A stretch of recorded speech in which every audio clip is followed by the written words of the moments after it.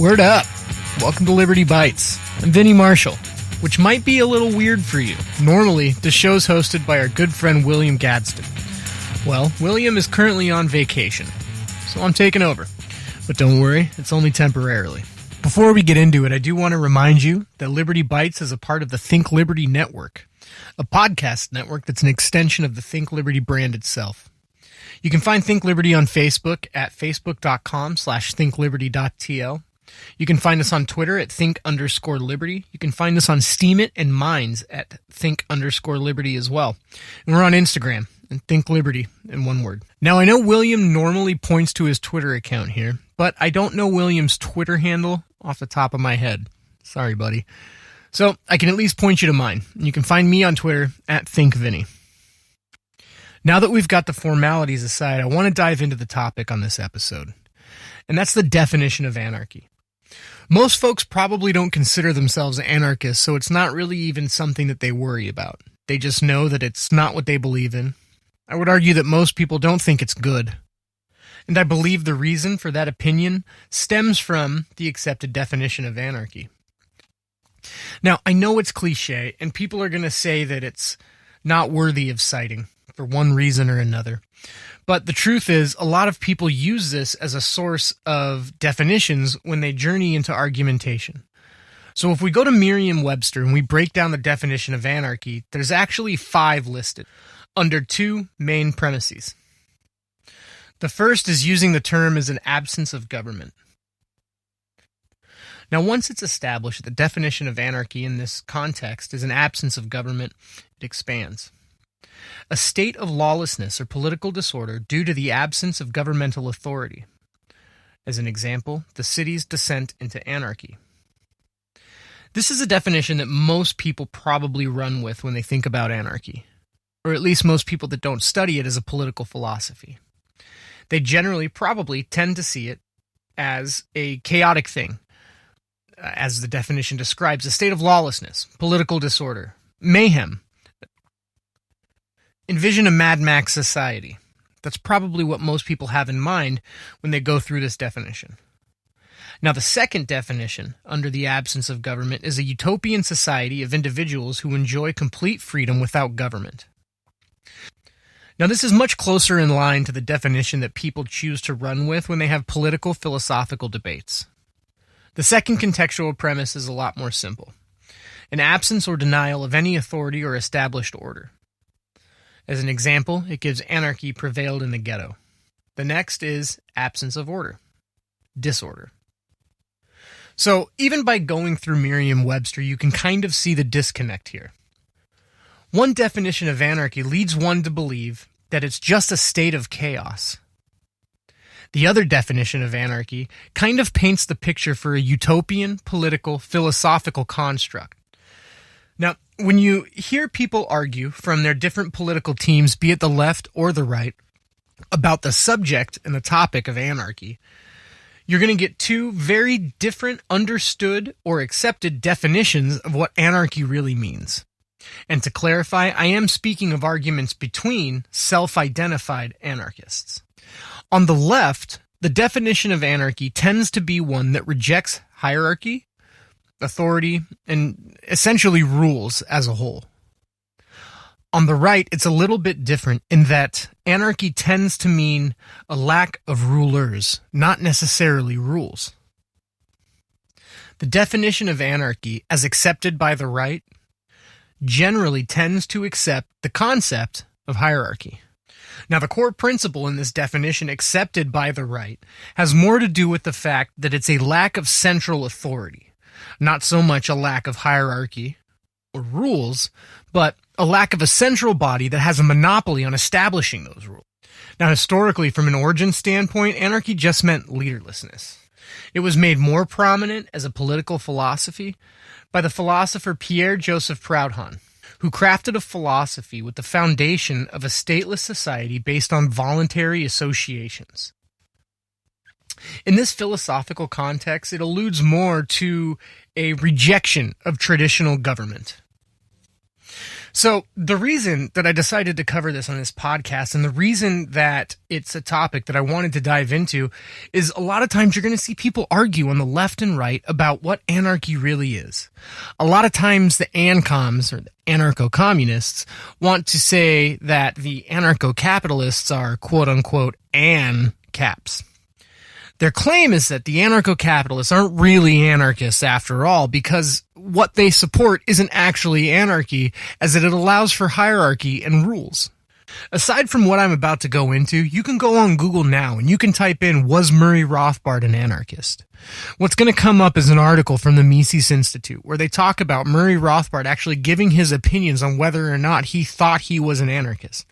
After all, he crafted a philosophy called anarcho-capitalism.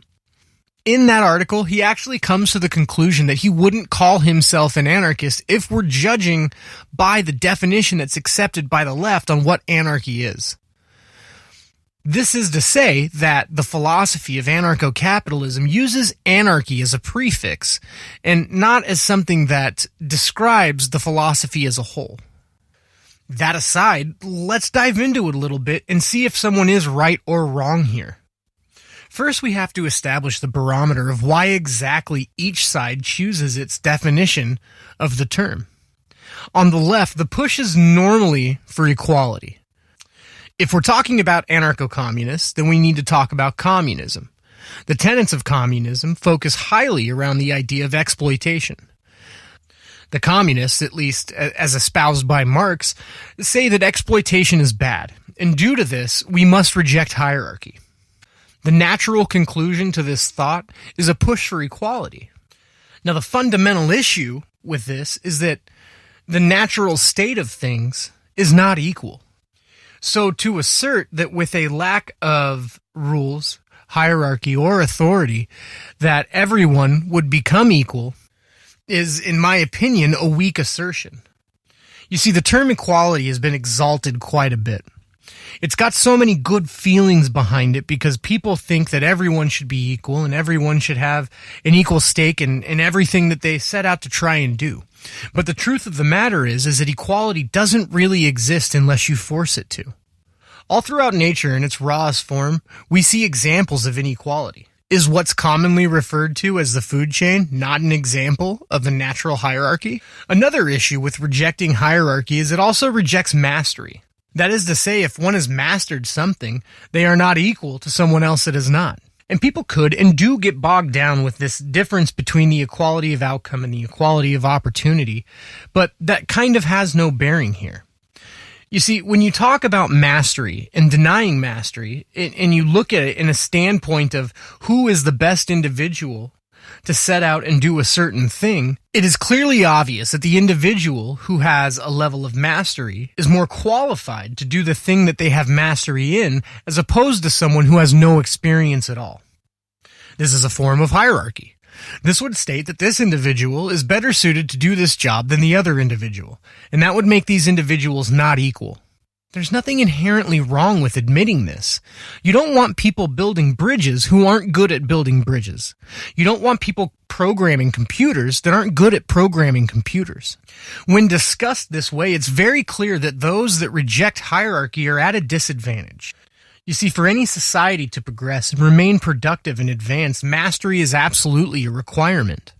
There is nothing fundamentally morally bankrupt about saying person A is more qualified than person B for a given job if person A can show that they are obviously better at person B at any specific task. Now, obviously, that's not to say that person B can't learn to do something as well as person A, but at least setting this whole construct together admits that there is inequality. And this recognition of the inequality will arise naturally. Let's say you put 10 people in a room together and ask them to come to a decision. A natural product of this could be those 10 people deciding that a majority rule is going to be what they decide on. That's democracy. And that wasn't imposed by government. It was done because those people felt that it was the best method, or the most fair method, for problem solving or conflict resolution. Now, equally as such, if these 10 people went through and they discovered that there were some things that they needed to have done, and that some people were better at doing those things than others, then one could say that those people have now decided that they put a higher value on someone doing one thing as opposed to another person doing it. The distinction of this one individual being a higher value for this specific field is inequality. Now, none of what I've just mentioned is unnatural. These are conclusions that people will make regardless of any governmental structure. If there was no government at all, people would still end up at these decisions because they are efficient and effective ways to handle problem solving and conflict resolution. So if one is to say that they reject hierarchy or they reject rules, as we've just outlined, that means that they reject natural outcomes that people take when going about trying to handle things that can be challenges.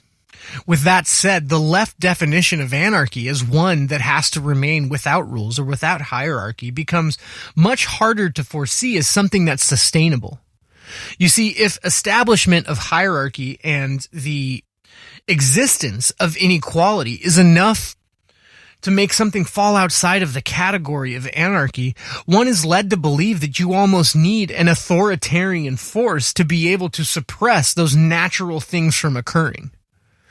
In my opinion, this makes the idea of a non-hierarchical anarchy very fanciful and very flimsy, as it's fleeting. It can only exist for a short time, at least in the natural sense.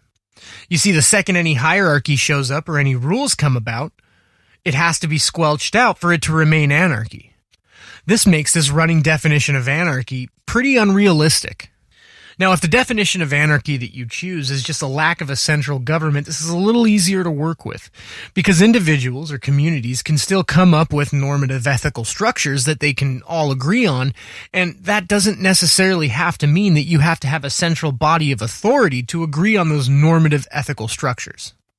And without these normative ethical structures that people naturally tend to agree upon, or at least come to agreements in, then we truly are left with the first definition of anarchy that we went over, which goes right back to that Mad Max construct that we discussed.